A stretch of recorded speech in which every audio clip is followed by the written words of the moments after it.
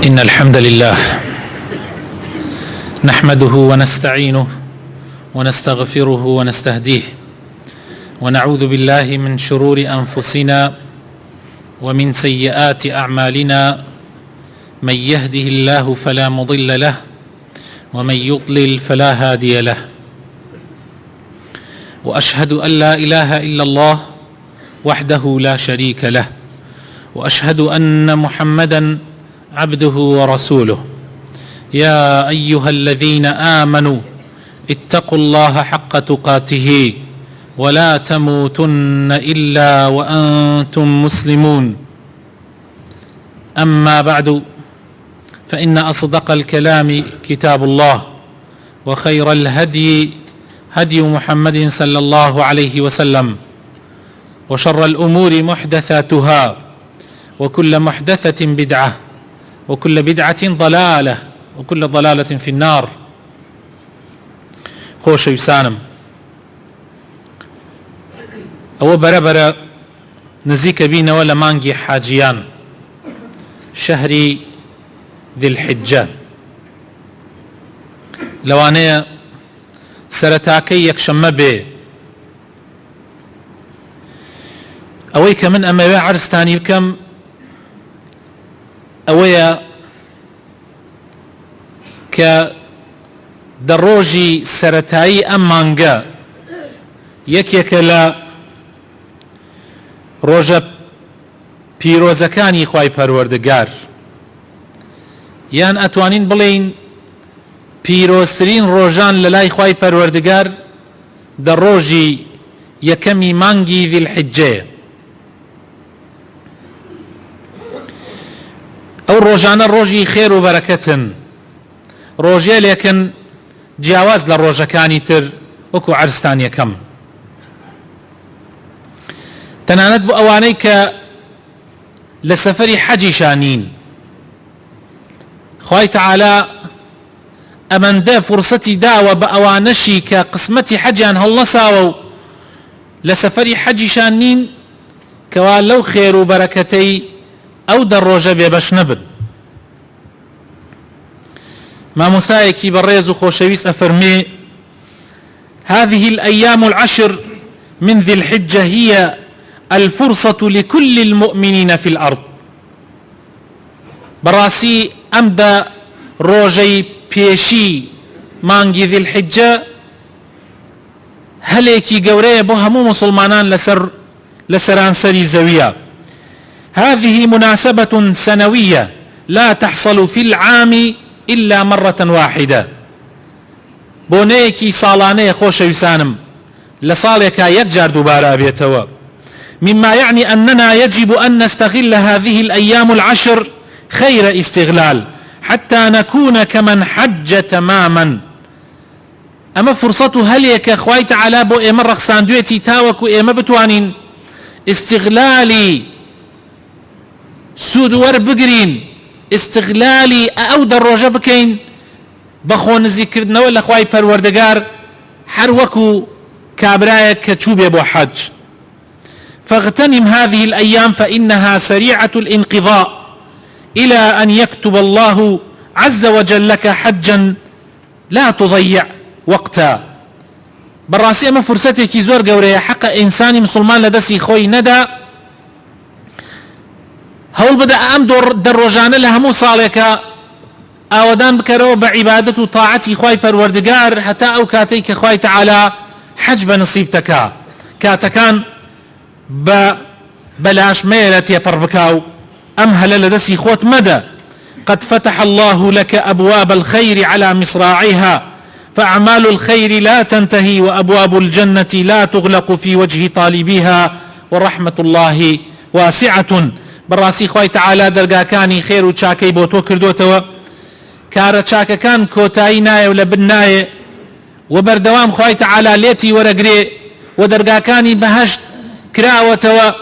بۆ هەر کەسێ بێوێ هەتا ئەو ڕۆژەی کەوا خۆر لەم لاوە هەڵدێ. خوا پەنامان بدا هەتا ئەو ڕۆژەی کەوا خۆر لە خۆر ئاواوە هەڵدێ. خوای تەعالا ڕەحم بە هەموو لایەکمان بکە. دەربارەی فەزڵی مانگی ذی الحجە خۆشەویستەکانم خوای تعالى سوێنی پێ ئەخوا لقد أقسم الله بها ولا يقسم الله إلا بعظيم. خوای تعالى سوێنی پێ خواردووە و خوای تعالىش سوێن بە شتێک ناخوا ئیلا گەورە نەبێ، ئیلا مەزن و گەورە نەبێ. خوای تعالى لە قورئانی پیرۆزە ئەفەرمێ والفجر وليال عشر. خوای تعالى قسم بكاتي سبينان كاتي فجر أخوا ككاتيكي زور بيروز مباركي روجانية. وخواي تعالى سوين بدشوكي أولي مانجي ذي الحجة أخوا. وكو جمهور علماء مفسرين وأفرمن أو ليالي عشرة وكو ابن كثير لتفسيرك يا باسيك أو ليالي عشرة بريتية لا دا شوكي بيشي يعني دا شوكي أولي مانجي ذي الحجة. وإمام ابن كثير باش أويك الرأي جمهوري سلف خلفي لسر دينيته وباشان أفرمي وهو الصحيح. أفرمي أم رأيك صحيحة. خواه تعالى لقرآن بيروزة لسورة حجة أفرمي آياتي بسهشت ويذكر اسم الله في أيام معلومات على ما رزقهم من بهيمة الأنعام. باسي أو أكاك خواه تعالى هلي حجي رخصان دوب أو خلقانيك أيا نوي حجي ماري خوابكن و لويا ذكري خوابكن لروجانيكي دياري كراوة لويا زياتر و زياتر لخوا نزيك ببنوا ويادي خوابكن. زاناياني تفسير أفرمن أو أيام المعلومات كخواي تعالى أو روجة دياري كراوانك لو آية خواي تعالى باسيك دروجكي أولي مانجي ذي الحجة. ولو أنشي كالرأي أنوايا ابن عمر ابن عباس صحابي في غمر صلى الله عليه وسلم. ولا حديثي صحيحة هاتوا جابري كري عبد الله بومان يجرته فرمي في غمري خواه صلى الله عليه وسلم فرمي أفضل أيام الدنيا أيام العشر. أفرمي باشترين روجاني أم دنيايا دروجكيا كبريتيا لدروجي أولي مانجي ذي الحجة. ألبانيا فرميم حديثة صحيحة. هر لو دروجا روجيكي تيايا كروجي نويما كروجيكي زور مبارك بيروزا كبي أوتري روجي عرفة كروجي عرفش أتواني بلي حج عرفة وكو بيغمر فرمي صلى الله عليه وسلم. حج بريتيا لوستان لعرفة قورترين ركن كاني حجة أكويت أو روجوا روجيك كخواي تعالى لقناح كاني خلق خوش به بتايبت أواني كلوي آمادن. روجيك كخواي تعالى خلقاني كي زور لآقري جهنم رزقار أكاو آزاد أكا أجر دروجكي أولي مانجي ذي الحجة هيج فضليكي نبوايا تنها أو نبيك روجي عرفاتي تيايا بس بو قوري وبو فضلي چونك أوندا أو روجة بيروز مباركة نك تنها بو حاجيان بو همو خلقي. وهروها لو دروجة روجي كوتاي روجي ججني قوريه كججني قربان للاي خوبان مشهورة عيد الأضحى أكويت الروجي دايما يوا. وأويش بيغمري خواه صلى الله عليه وسلم أفرمي قورترين روجي خواه لسر روي زويا أعظم الأيام عند الله يوم النحر. بيغمر أفرمي صلى الله عليه وسلم قورترين روج كخواي قورة خلقي كردبي أو روجية كخلق قرباني أكابو خواي پروردگار كروجي ججني قربانه. طبعا قرباني أو روجية وروجكاني سير روجي دواي أويش أتواني قرباني بكي بس يكم روجي بري دي ذي الحجة أكوي بويا أجر كسانيك بيانوي قرباني بكن هولدن للروجي كما بيكن بو أوي بري أو أجر قوري بكون. هر لو در روجية خوش يسكانم ولو در شوية چندين عبادتي قورتي أنجام أدري. لو أنا حج لو أكويت أو در روجوا کە یەکێکە لە گەورەترین ڕوکنەکانی ئیسلام سنەتە ڕۆژووی تیا بگری وەکو پێغەمبەر صلی الله علیه وسلم و ئەصحابەکانی گرتویانە یعنی نۆکەی با بڵێن چونکە دەیەم ڕۆژی ئەکەوێتە بەر جەژن دەیەم ڕۆژی ئەکەوێتە بەر جەژن ڕۆژی جەژن نابێ ڕۆژوو بگری بەڵام نۆکەی سنەتە بۆ ئێمە و ئەوانەشی کە لە حەجن ڕۆژی نۆیەمیشی نابێ بگرن چونکە ڕۆژی عەرەفە بۆ حاجی نابێ ڕۆژووی تیا بگرێ بەڵام ئەتوانن هەشتەکەی پێشووی بگرن بۆیە خۆشەویستەکانم چۆن گەورە نەبێ کە تۆ تایە حەج ئەنجام ئەدرێ کە ئەو عیبادەتە گەورەیە ڕۆژووی تیا ئەنجام ئەدرێ عیبادەتەکانی تیا چەند قات ئەبێتەوە نوێژی سنەت و قورئان خوێندن و هەموو جۆرە عیبادەتەکان و خێرکردن و سەدەقەکردن ابن عباس خوای لێ ڕازی بێ لە خۆی و لە باوکیشی ئەفەرمێ پێغەمبەری خوا صلی الله عليه وسلم فەرمووی ما من أيام العمل الصالح فيها أحب إلى الله من هذه الأيام كاتي دي ذي الحجات بيشو ابن عباس فرموي مسلمانان پیغمبر إخوة صلى الله عليه وسلم فرموي هيج روجان يكنية للاي إخوة أواني أم در روجا كردوي چاكي تياخ وشويز بي للاي إخوة پروردگار لم در روجا لم دشوا كردوت جاوازة خواي تعالى خوشويسترين كردوا كان للاي أويا كردوي چاكا أويا لم در روجا أنجام بدري لم دشوا أنجام بدري وتيان أي پیغمبر إخوة يعني عمل كردني أو در روجا كردوي چاكا لو در روجا لجهاد كردن لغزا كردن كإنسان روحي ومالي لبيناو خوا أبخشي لوش قورتره پیغمبر خوا صلى الله عليه وسلم فرموي بلي لوش قورتره تنها ليكشد قورترنية اويش اوه كابرا كأچه بو غزا كردن كأچه نقريت دعوه شهيد ببي لبيناي خوايا بس او كردو لكردو كاني او دروجة قورتره سيد كان برا بالرئيزة كانم يعني كسيك اقر جهاد بكا لبيناي خوايا بخويو بمالكيوه اواني او قورانية لو روجانا كردوي چاكا بخواي قورا انجام بدي مگر او كسا شهيد ببيو نقرت دعوه ويا حقا انساني مسلمان هلي ام روجانا لدست ندا پیاو چاکانو پیشینانی ایما هولیان داون ام فرصتانا لدست ندن حیف انسانی مسلمان وكو روجاني كي ترتماشاي ام روجانا بكا حق هرچی کردوی چاکت هەیە هەوڵ بدەی بیخەیتە ئەم دەڕۆژەوە مادام خۆشەویستترین کردەوەکانن لای خوای پەروەردگار هەر کەسێ نیەتی خێرێکی هەیە با لەم ڕۆژانە ئەنجامی بدا ئەوێ بیرێک بۆ خوا بکا با لەم ڕۆژانە بیکا ئەوێ پردێک چاککە با لەم ڕۆژانە بیکا ئەوێت سولحی بینی خەڵکی بکا با لەم ڕۆژانە لەدەستی خۆی دەرنەکا ئەوێ خەڵک ئاشتکاتۆ لە خۆی با لەم ڕۆژانە لەدەستی خۆی دەرنەکا هەوڵ بدەن ئەم ڕۆژانە خۆشەویستەکانم ئەگەر ڕۆژێ لە ڕۆژان غەڵەتێکتان کردووە هەوڵ بدەن لەم ڕۆژانە تەوبە بکەن و بگەڕێنە بۆ لای خوای پەروەردگار ئەوانەی کە نوێژیان نەکردووە حەقە لەم ڕۆژانەوە دەستکەن بە نوێژکردن و نەیەڵن نوێژەکانیان بفەوتێ ئەوانەیان تا ئێستا تەنها فەرزەکان ئەکەن و تەمەڵیان کردووە لە سونەتەکانە با هەوڵ بدەن سونەتەکان لەم دەڕۆژە لە دەستی خۆیان دەرنەکەن ئەو کەسانەی کە شەو نوێژیان نەکردووە تا ئێسا با هەوڵ بدەن ئەم دەشەوانە هیچ نەبێ دوور کات نوێژی تیا بکەن لەگەڵ ویترەکە بیکەن بە سێ ڕکات هیچ نەبێ خۆشەویستان فرسەتە بۆ ئەو کەسانەی کە قورئان خوێنن یا ئەو کەسانەی کە قورئان خوێنیش نین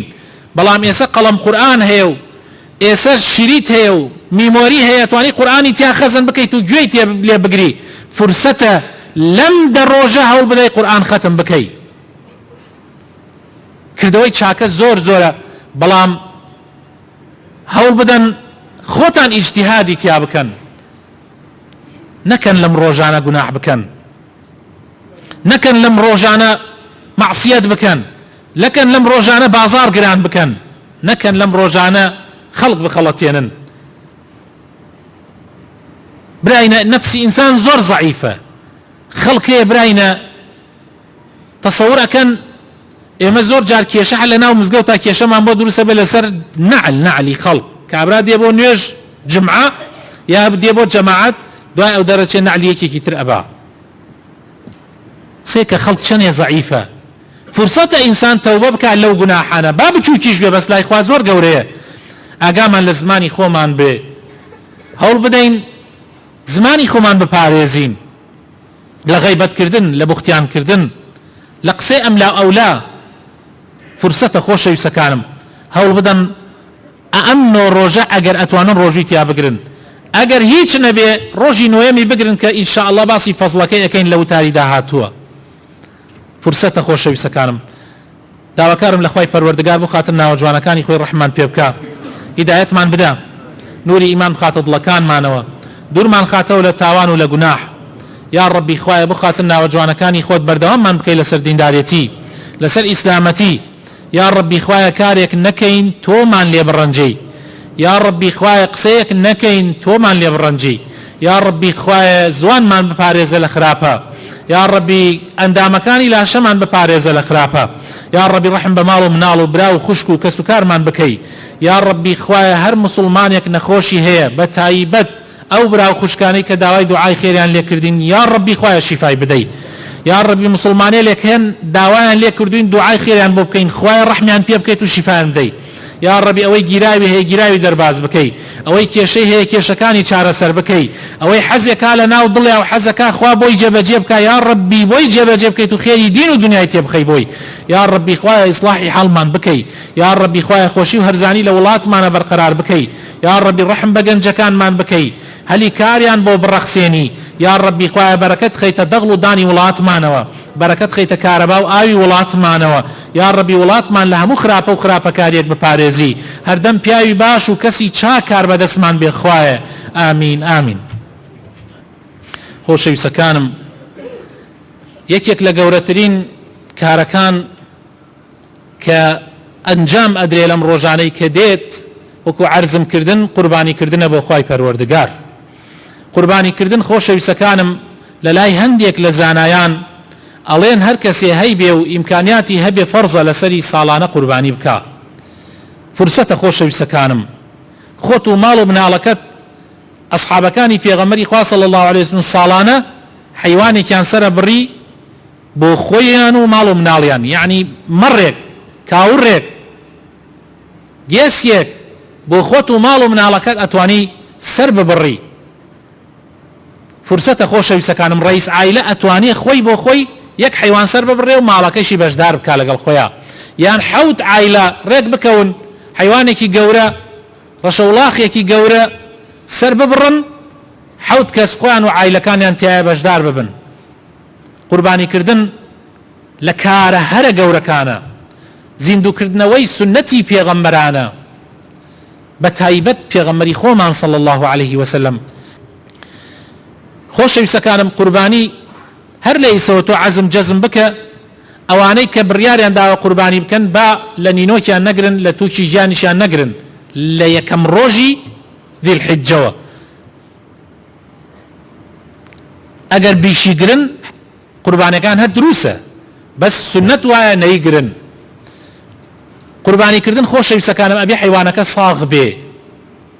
ئەبێ نەخۆش نەبێ پیر نەبێ ئەبێ حەیوانەکە کوێر نەبێ شەل نەبێ بەڵام ئەگەر تۆزێک لە شاخی شکابێ باشتر وایە سەلامەتتر بێ بەڵام کێشەیەک نییە تۆزێ لە گوێچکی کەلکرابێ کێشەیەک دروست ناکا بەڵام باشتر وایە سەلامەتتر بێ ئەوەی کە دروست نییە بکرێ ئەوەیە کە نەخۆش بێ کە شەل بێ کە کوێر بێ کە پیر بێ ئەو چوارە دروست نییە غەیری ئەوە دروستە بەڵام ئەگەر سەلامەتتر بێ و گۆشتێکی زۆرتری پێوە بێ باشترە خۆشەویستەکانم قوربانیکردن خوای تەعالا لە قورئانی پیرۆزە ئەفەرمێ لن ينال الله لحومها ولا دماؤها ولكن يناله التقوى منكم ئەفەرمێ خۆ خوای تەعالا گۆشتەکەی بۆ ئەو نییە خوێنەکەیشی بۆ خوا نییە خوا پێویستی بە گۆشت و خوێنی ئێوە نییە بەڵام خوا تەماشای تەقواکانی ناوی دڵتانەکە زۆر مهمە خۆشەویستەکانم تو قوربانی ئەەکەی خۆت لێ خۆی بۆت هەیە سێکوتی قوربانیەکەت بۆ ماڵ و مناڵی خۆت بێ بۆ تێ سێکوتەکەی تریشی یعنی کوتەکەی تریشی لە سێکوتەکە بۆ میوانەکانت دەبێ بێ ئەوانە کە لە جەژنا دێن بۆ ماڵت ئەو کوتەکەی تریشی ئەبەخشیتەوە بەسەر خەڵکە قوربانی ئەدرێ بە دەوڵەمەنیش مەرج نییە هەر بۆ فەقیر بێ بەڵام فەقیران ئەولاترین کەسن بدرێ پیان زۆر مهمە خۆشەویستەکانم تۆ ساڵانە ئەگەر خوا بۆت بکە قوربانی بکەی کارێکی زۆر زۆر مبارەکە من خەڵکانێک ئەناسم هەر لە گەنجێتیەوە 20 ساڵ بۆ تەمەنی بڕیاری داوەتێتی من ئەگەر خوا پێم بدا ساڵانە قوربانی ئەەکەم باوەڕکەن تەمەنیان ئێستا تەمەنی ئەو کەسەی کە من باسیەکەم نزیکی هەفتایە شتێکی نەما بۆ هەفتا خوای تەعالا هیچ ساڵێ لە ماوەی ئەم 50 ساڵە بێبەشی نەکردووە ئیمکانیاتی داوە پێی کە قوربانی بکات چونکە ئەم نیەتێکی باشی هێناوە خوا فەقیری نەخستووە ئەگەر حەزەکەن ڕووسپی بن لە ڕۆژی قیامەتا و ببن بە هاوڕێی پێغەمبەر محەممەد صلی الله عليه وسلم و پێغەمبەر ئیبراهیم سەلات و سەلامی خوای پەروەردگاری لەسەر بێ باوکی پێغەمبەران بە قوربانی ئەبن بە هاوڕێیان ئینشاء الله تعالى خوای یارمەتی هەموو لایەکمان بدە خوای گەورە هەموو لایەکمان سەر بخە خوای تەعالا خاک و نیشتیمانمان لە هەموو خراپەیەک بە دوور بگرێ